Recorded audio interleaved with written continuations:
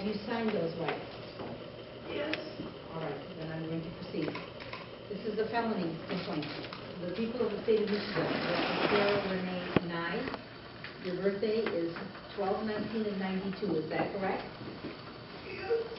This complaint is alleging that on September 9th of 2013, at Custer Road and Townline Road in Sherman Township, Mason County, this defendant did count one, accessory after the fact to a felony, in that she did commit an indictable offense at common law, to wit, was an accessory after the fact to a felony, in that she did, after the commission of a felony, to wit, the murder of a peace officer, contrary to Michigan compiled laws 750.316-D, feloniously conceal, harbor, maintain, protect, aid, or assist the offender, to wit, Eric Knysz, with the knowledge that the offender had committed the felony and with the intent to aid the offender in avoiding or escaping detection, arrest, trial, and punishment. This is contrary to Michigan compiled laws 750.505. It is a felony that carries a maximum penalty of 5 years in prison and up to a $10,000 fine. Count 2 is motor vehicle unlawful driving away, in that she did willfully and without authority take possession of, or drive or take away, or did assist in, or was a party to such taking possession, driving, or taking away of a motor vehicle, to wit, an automobile, belonging to another, to wit, Timothy Schultz. This is contrary to Michigan compiled laws 750.413, also a felony that carries a maximum penalty of 5 years in prison, and the Secretary of State is to suspend your driver's license. Ms. Knysz, do you understand the 2 charges that I have read? Yes. And do you understand the maximum penalties you could incur if you are convicted of either or both of these offenses? Yes. All right. You have told the court that you understand your rights. I'm going to go over some of these rights with you. You have the right to remain silent. Anything you say or put in writing can be used against you. You have the right to be represented by an attorney. If you cannot afford an attorney, the court will appoint one for you. You have the right to have a bond set in this matter. Prosecuting Attorney Paul Spagnola is present in court. Mr. Spagnola? Your Honor, these are very, very serious felony charges against this defendant. I do note that the defendant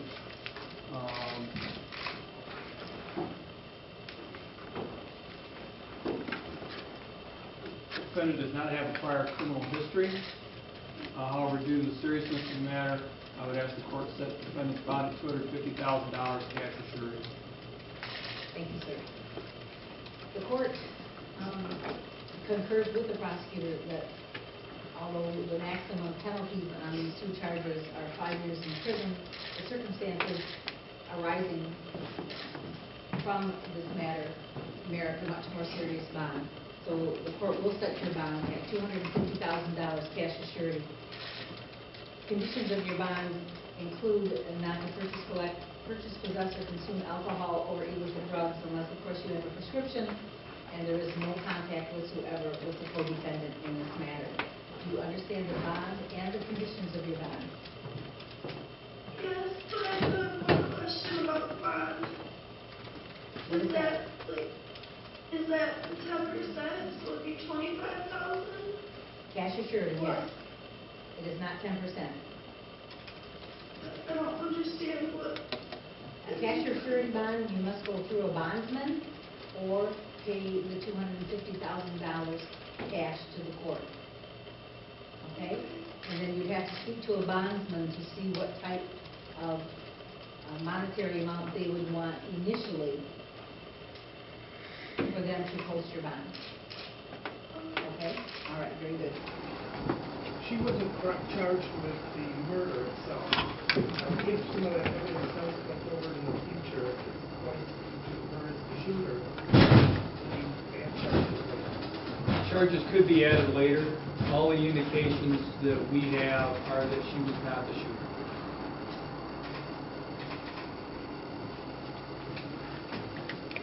Do you know when the arraignment for the shooter is going to be? He will not be arraigned until he is returned here. My understanding is he's still at the hospital, and I don't know if they're planning on releasing him later today or tomorrow. Is he in Manistee Farm? Traverse City. What do you have on the case so far? You said you're missing a lot of the reports, but what have you seen and what led to these charges here today? Essentially what I've had received thus far is I've met with the detectives involved. I have spoken with a number of the officers that have been involved. We've got the 911 call and very preliminary information at this point in time. Talk about that 911 call. What is on that? Trooper Butterfield called out the traffic stop. He did everything according to protocol. He did everything according to his training, and he was of great assistance in tracking down the vehicle that was involved and parties that were involved. Can you explain? They were in Eric's father's truck, but at some point did they get into a stolen vehicle? Can you explain that to us? The indications were that after the shooting occurred, that the vehicle was stolen from here in Mason County, and that is the vehicle was allegedly stolen here in Mason County, and that's the vehicle that they were apprehended in Mason County. You have the original truck as well in custody? Your possession? The initial vehicle, the truck is in impound at the present time, as is the vehicle that was stolen. And what about the gun? I really can't comment about the gun this time. Do we know at all why the initial traffic stop was made? That is not on the 911 call. I have been informed as to certain things, but I haven't gotten confirmation of that.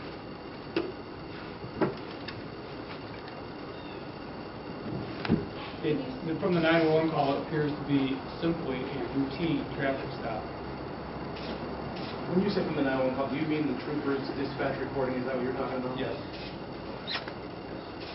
From the trooper's dispatch, it's an ordinary traffic stop. One that we see on the road, each of us, probably every day. You guys drive a lot. Probably see at least one every day. Nothing more, nothing less. Do you know who was behind the wheel at that initial traffic stop? I can't comment on that at this time. Can you speak more to Sarah's role, in this and the charges that she's faced, faced with today? Can you speak to her role in all of this? I can't comment as to that either. That information is still being gathered and assimilated. Do you feel right now that the charges line up with the crimes that committed? I do feel that they line up with the crimes that were committed, yes. Did Trooper Butterfield indicate any alarm on the 911 call? It's an ordinary garden variety traffic stop. Any indication of motive? Without, that's been discussed. We've been discussing that quite a bit. Nothing that I can share at this time. Are there any open warrants for Eric? None that I know of, no. Was he supposed to be driving? Was his license suspended? I can't comment as to that yet. Does he have a, That is something that will come out preliminary. does he have a prior criminal record with you here in this county? He does not have a prior record here in Mason County. He is new to us. Do you have any indication from what you've seen as to why this might have happened, why the suspect might have done this? That is one of the most curious questions in this case. Oftentimes, homicides have no good reason, but we can often speculate as to what the reason is. And there is no good reason for any homicide, certainly this one. And, motive is still unknown. We have the theories, and that's about it. Right, because he wasn't going to be arrested for sure. It's not like there's no indication that he would have been arrested at that traffic stop. There's no indication of that at all. You said you listened to this dispatch as a regular person. This was some of these troopers' last words. How was that for you to listen to? It was tough. It was difficult. I knew Paul. It's difficult. Good guy. Good trooper. What led the officers to Manistee County where they were found?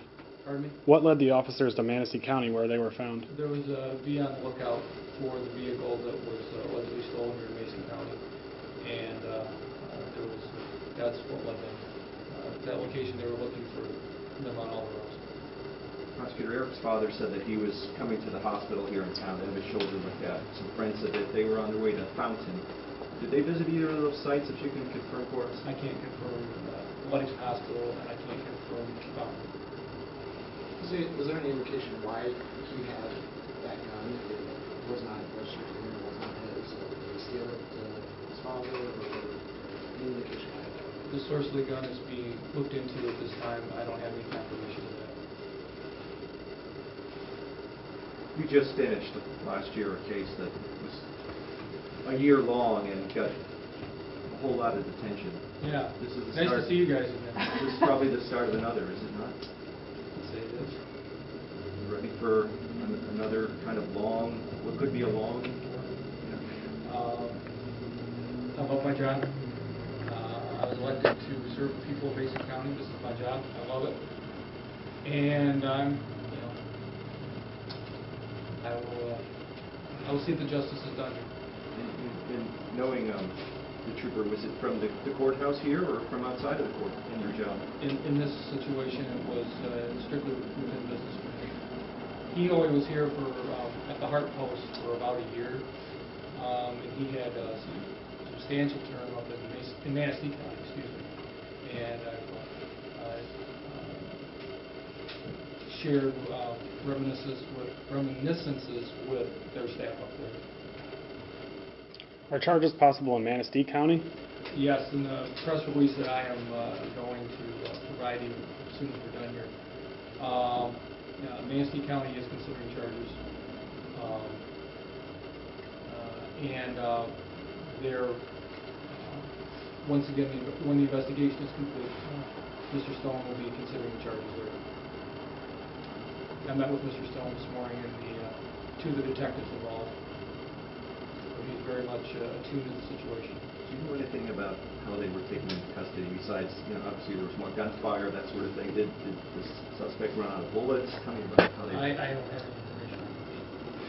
Did he fire his weapon at all? I don't have information as to what exactly happened there when he was apprehended. My understanding, there were shots fired. The suspect sustained an injury. But beyond that, until I see the reports from the officers involved, I can't comment as to what happened there. Do you know if Trooper Butterfield fired his weapon at all? My understanding is he did not.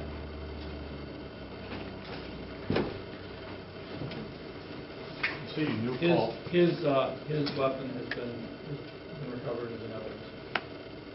The troopers, yes. What kind of a man was Paul?